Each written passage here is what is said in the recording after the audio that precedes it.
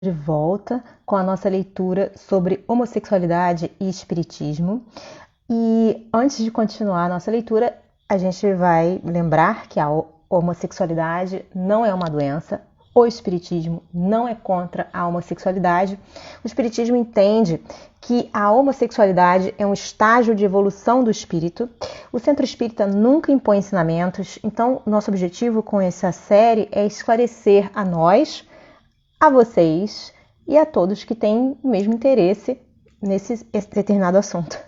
Bom, todo homossexual é digno de nosso maior respeito. A homossexualidade é, como a gente disse, um estágio de evolução do espírito.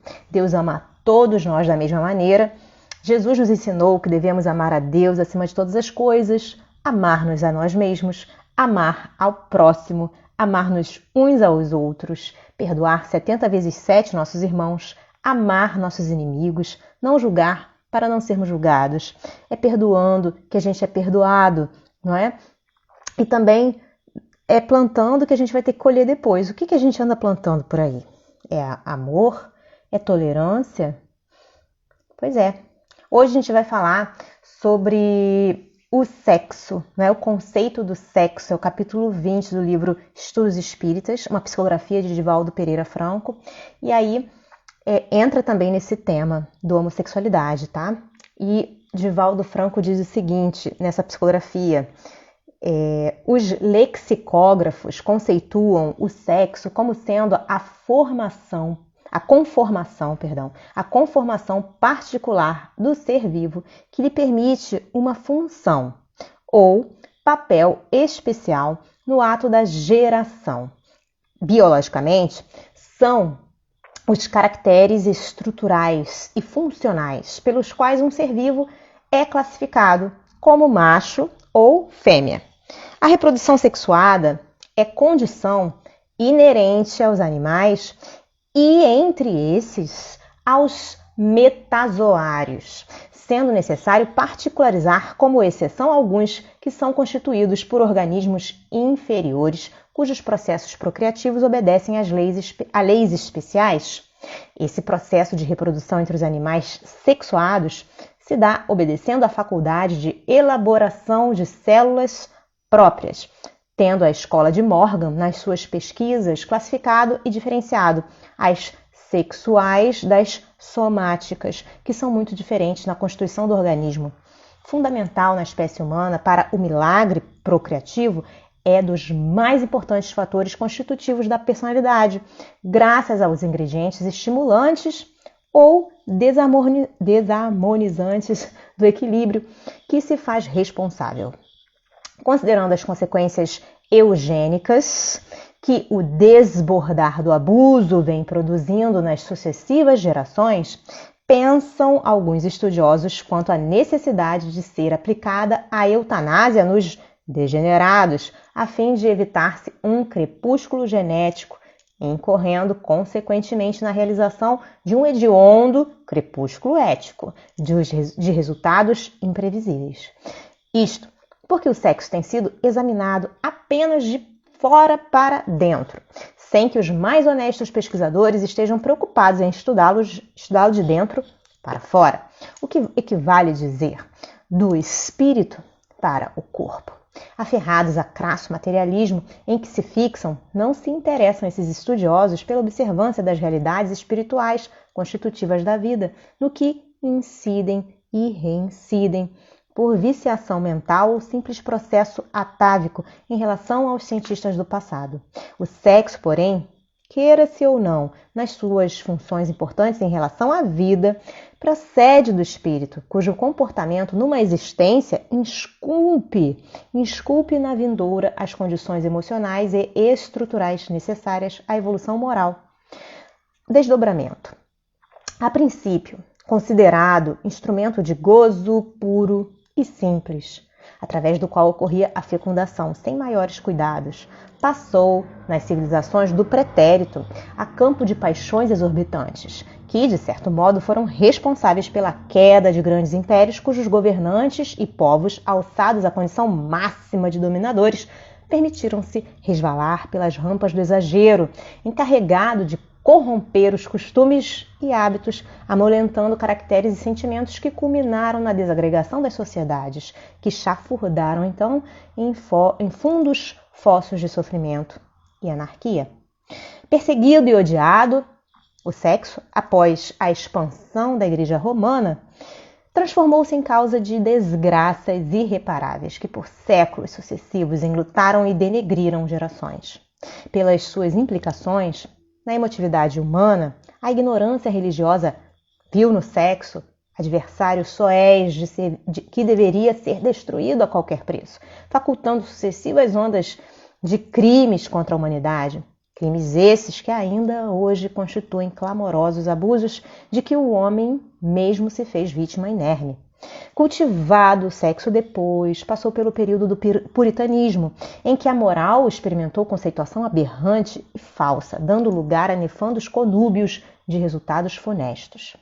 A Sigmund Freud, sem dúvida o insigne médico vienense, deve-se à liberação do sexo, que vivia envolto em tabus e preconceitos, quando se propôs examiná-lo com vigorosa seriedade, tentando penetrar-lhe as nascentes através do comportamento histérico e normal dos seus pacientes, tendo em vista a necessidade de elucidar as incógnitas de larga faixa dos neuróticos e psicóticos que lhe enxameavam a clínica e desfilavam desfigurados, padecendo sofrimentos ultrizes nos manicômios públicos, lutando tenazmente contra a ignorância dos doutos e a estultícia dos ignorantes, arrostando as consequências da impiedade, da má-fé da maioria aferrada ao dogmatismo chão e às superstições a que se vinculavam.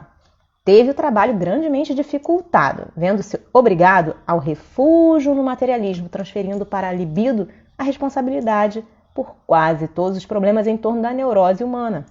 Graças a isso, passou a ver o sexo em tudo, pecando, por ocasião da elaboração das leis da psicanálise, pelo excesso de tolerância a respeito do comportamento sexual, no que classificou inibições, frustrações, castrações e complexos do homem como sendo seus próprios problemas sexuais.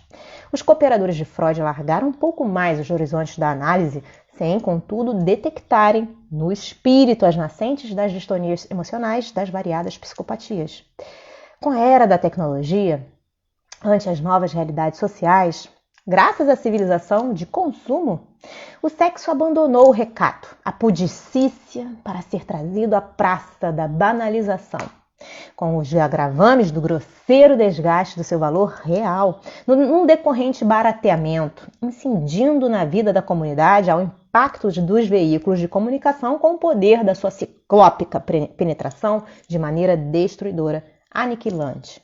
Elevado à condição de fator essencial em tudo, é agora a razão de todos os valores, produzindo mais larga faixa de desajustados, enquanto se faz mais vulgar, mais mesquinho, mais brutalizado. Problemas de exigência psiquiátrica, distonias de realidade esquizoide, gritando urgência de terapêutica especializada, defecções morais solicitando disciplina, educação e reeducação constituem manchetes da leviandade, como se fossem esses os reais processos da vida e a reflexão como equilíbrio passassem a expressões de anomalia carecente de execração. Transsexualismo e heterossexualidade, expulsos dos porões sórdidos da personalidade humana doentia, deixaram as salas hospitalares e os pátios dos freconômios para os desfiles das ruas, alcoolitados por desenfreada sensualidade, através de cujos processos mais aumentam as vagas do desequilíbrio. Incontestavelmente impressos nos painéis do psicossoma, os comprometimentos morais em que o ser se emaranhou, estes impõem a necessidade da limitação como presídio de urgência. No homossexualismo, no hermafroditismo, na frigidez e noutros capítulos da patologia médica, nos casos dos atentados ao pudor, traduzindo todos eles o impositivo da lei divina que convoca os infratores ao imperioso resgate, de modo a que se reorganizem nesta ou naquela forma masculina ou feminina a fim de moralizar-se, corrigir-se e não se corromper, mergulhando em processos obsessivos e alucinatórios mais graves que logo mais padecerão. Sexo e espiritismo. ante quaisquer problemas de ordem sexual, merece considerar-se a importância da vida, das leis de reprodução, contribuindo para o fortalecimento das estruturas espirituais na construção da paz interior de cada um. Frustração, ansiedade, exacerbação, tormento, tendências inversas e aflições devem ser solucionados do espírito em processo de reajuste ao corpo em reparação. Mediante a terapêutica da prece, do estudo, da aplicação dos passes e do tratamento desobsessivo, a par de assistência psicológica ou psiquiátrica correta, os que se encontram comprometidos com anomalias do corpo ou da emoção recuperam a serenidade, reparam os tecidos ultrassensíveis do perispírito, reestruturando as peças orgânicas para a manutenção do equilíbrio na conjuntura reencarnatória.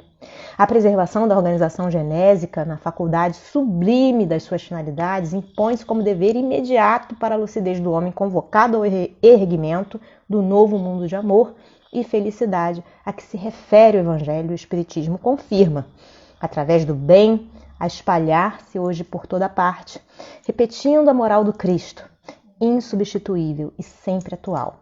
E para um estudo e meditação, Divaldo sugere: que efeito teria sobre a sociedade humana a abolição do casamento? E a resposta dos espíritos, isso está no livro dos espíritos, seria uma regressão à vida dos animais. Qual das duas, a poligamia ou monogamia é mais conforme a lei da natureza? Outra pergunta que Kardec fez aos espíritos. E os espíritos responderam: a poligamia é lei humana cuja abolição marca um progresso social. O casamento, segundo as vistas de Deus, tem que se fundar na afeição dos seres que se unem. Na poligamia não há afeição real, há apenas sensualidade. Essas perguntas estavam no Livro dos Espíritos, estão nos Livros dos Espíritos, nas questões 696 a 701.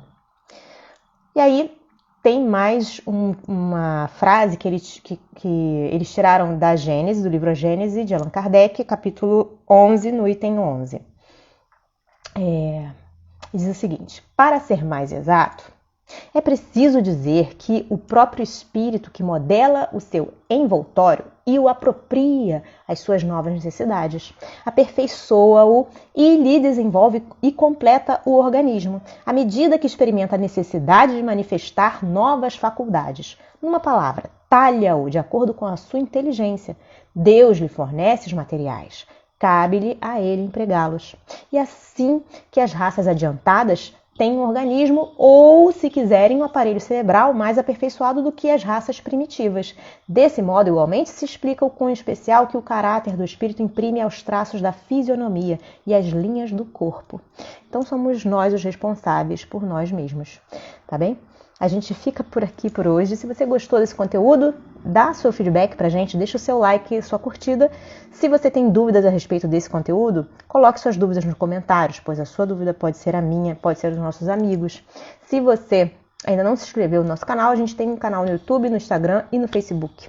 No YouTube, você pode escolher a playlist que você gosta mais, dentre os assuntos que a gente fala, que tá tudo organizado ali, e observá-los desde o início até o fim para poder se inteirar melhor sobre o assunto.